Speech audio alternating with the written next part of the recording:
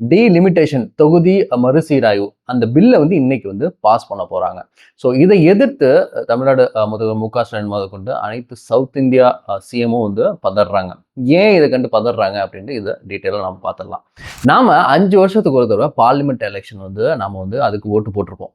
கடைசியாக 2024 நம்ம ஓட்டு போட்டிருப்போம். அடுத்து 2029 நடக்க போகுது. இந்த எலெக்ஷனுக்கு 543 சீட்டு வந்து இருக்கும். இந்த 543 சீட்ல வந்து 272 சீட்டு பிடிச்சா மெஜாரிட்டியில வந்து ஒரு கட்சி வந்து வின் பண்ணிடலாம், ஆட்சியை பிடிச்சிடலாம்.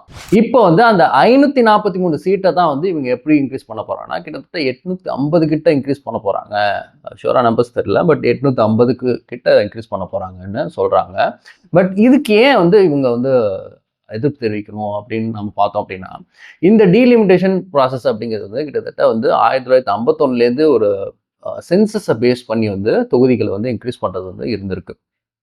கடைசியாக 2001லுமே வந்து இதை வந்து அடல் பிகாரி வாஜ்பாய் இருந்த காலத்துலேயே வந்து அகைன் ஒரு அப்போ வந்து ஒரு டீலிமிட்டேஷன் பண்ணுறதுக்கான வாய்ப்புகள் இருந்தும் அவர் வந்து ஒரு அன்ஃபேர் அட்வான்டேஜ் வந்து சில ஸ்டேட்டுக்கு வந்து இது கொடுக்கறதால 25 வருஷம் தள்ளி வைக்கிறாரு. அந்த 25 வருஷம் கழிச்சு இப்போதாங்க அந்த 2026 வருது.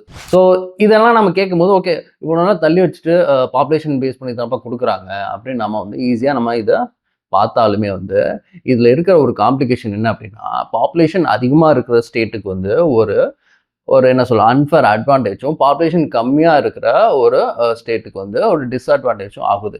எப்படி ஆகுது அப்படின்னா, இந்த ரெப்ரசன்டேஷன் தான் அங்கே வந்து குறையுது.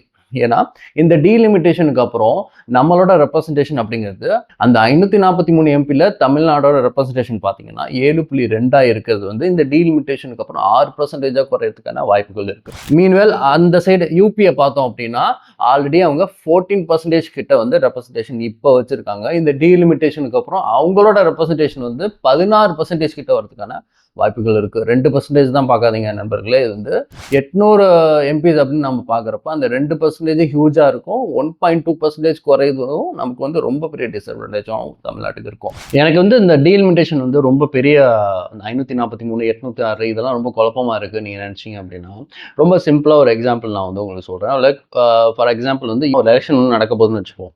யூபிக்கு ஒரு 10 சீட்டு, தமிழ்நாடுக்கு ஒரு 5 சீட்டு நாம வச்சுப்போம். ஏன் யூபிக்கு 10 சீட்டு, தமிழ்நாடுக்கு 5 சீட்டு அப்படின்னா ஆல்ரெடி யூபிக்கு 80 சீட் இருக்கு. ஓகேவா?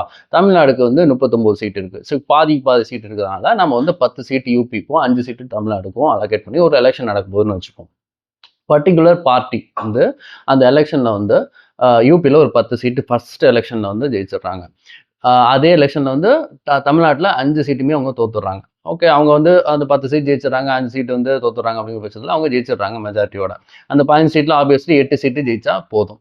2வது எலெக்ஷனில் வந்து ஒரு சீட்டு கம்மியாகுது யூபியில், 9 சீட் ஜெயிச்சிடுறாங்க. அதை எப்பவும் போல் வந்து தமிழ்நாட்டில் 5 சீட்டுமே அந்த பார்ட்டி தோத்துருது. இப்போ வந்து 9 சீட் ஜெயிச்சிடுறாங்க, 6 சீட்டு வந்து தோத்துறாங்க. 3வது எலெக்ஷனில் வந்து இன்னும் ஒரு சீட்டு வந்து அங்கே கம்மியாகுது. விச் மீன்ஸ் 8 சீட் ஜெயிக்கிறாங்க யூபியில், 2 சீட் தோத்துறாங்க, 5 சீட்டு எப்பவும் போல் தமிழ்நாட்டில் தோத்துறாங்க. இப்போ தான் வந்து அந்த ஃபியர் ட்ரிகர் ஆகுது. அந்த பார்டர் லைனில் வரும்போது ஃபியர் ட்ரிகர் ஆகுது. என்ன ஒன்றா குறைஞ்சிக்கிட்டே இருக்கு யூபியில். இப்போ வந்து அடுத்த எலெக்ஷனில் இன்னும் ஒன்று குறைஞ்சிட்டா நம்ம கம்ப்ளீட்டாக தோத்துருவோம். 8 சீட் 5 சீட் எப்பவும் போல் தமிழ்நாட்டில் தோத்துடுறோம். யூபிலையும் ஒரு 3 சீட் தோத்துட்டோம் அப்படின்னா கம்ப்ளீட்டாக வந்து நம்ம வந்து இந்த ஆட்சியை பிடிக்க முடியாதுன்னு நினச்சிடுறாங்க. ஸோ அதனால தான் இந்த ஒரு ப்ராசஸே இந்த ஒரு டீலிமிட்டேஷன் ப்ராசஸே வருதுன்னு நாங்கள் நினைக்கிறோம். ஏன்னா யூபியில் 10 சீட்டுங்கிற பட்சத்தில் 1.5x போடுங்களேன், 15 சீட் ஆயிரும். தமிழ்நாட்டில் 5 சீட்டு அப்படிங்கிற பட்சத்தில் வந்து 1.5x போட்டால் 7.5 ஆயிரும். இப்போ வந்து 7.5 8ன்னு வச்சுப்போம். 15 + 8 அப்படிங்கிறது 23 சீட்டு. இப்போ 23 சீட்டில் மெஜாரிட்டி எவ்வளோ? 12 சீட் ஜெயிச்சா போதும். ஆல்ரெடி அவங்களுக்கு யூபியில் 15 சீட் இருக்குல்ல. ஸோ வந்து இந்த ப்ராசஸ் அப்படிங்கிறது ரொம்ப அவங்களுக்கு ஈஸியாக இருக்கும். இன்னும் கொஞ்சம் அடுத்த ஒரு 10 வருஷத்துக்கு 15 வருஷத்துக்கு அந்த பிளானை போட்டுடலாம். ஸோ அதுக்காக தான் இந்த டீலிமிட்டேஷனே அப்படின்னு நாங்கள் நினைக்கிறோம். ஏன்னா நம்ம இப்போ அந்த பார்த்தோம் அப்படின்னா அந்த நார்த்தில் வந்து ஒரு 4 ஸ்டேட் மட்டும் எம்பி, உத்தரப்பிரதேஷ், அப்புறம் வந்து பீகார், ராஜஸ்தான், அந்த 4 ஸ்டேட் மட்டுமே கிட்டத்தட்ட 300+ சீட்ஸ் வந்து இந்த டீலிமிட்டேஷனுக்கு அப்புறம் அவங்களுக்கு வருது. 800+ சீட்ஸ் ஓவரால் அப்படின்னா கிட்டத்தட்ட ஒரு 420 சீட்டோ ஜெயிச்சா போதும். இப்போ 300 சீட்டுங்கிற பட்சத்தில் அவங்களுக்கு பெரிய அட்வான்டேஜ் வந்து அந்த பர்டிகுலர் பார்ட்டிக்கும் கிடைக்கும் இந்த டீலிமிட்டேஷன் மூலமா. கடைசியாக நாங்கள் சொல்ல வருது என்ன அப்படின்னா, நீங்கள் டிவிகே இருக்கலாம், என்டிகே இருக்கலாம், டிஎம்கே இருக்கலாம், ரெஸ்பெக்டிவ் ஆஃப் நீங்கள் எந்த பார்ட்டி வேணால் சப்போர்ட் பண்ணலாம். இந்த டீலிமிட்டேஷனுக்கு அகேன்ஸ்டாக நம்ம வந்து வாய்ஸ் அவுட் பண்ணியே ஆகணும். ஏடிஎம்கே ஆப்வியஸ்லி வந்து இந்த ரேஸில் இல்லை. அவங்க பிஜேபி கூட்டணி அப்படிங்கிறனால பிஜேபி என்ன சொல்லுதோ அதுதான் அவங்க கேட்க போகிறாங்க. ஸோ அவங்கள வந்து ஒதுக்கி வச்சுக்கணும்.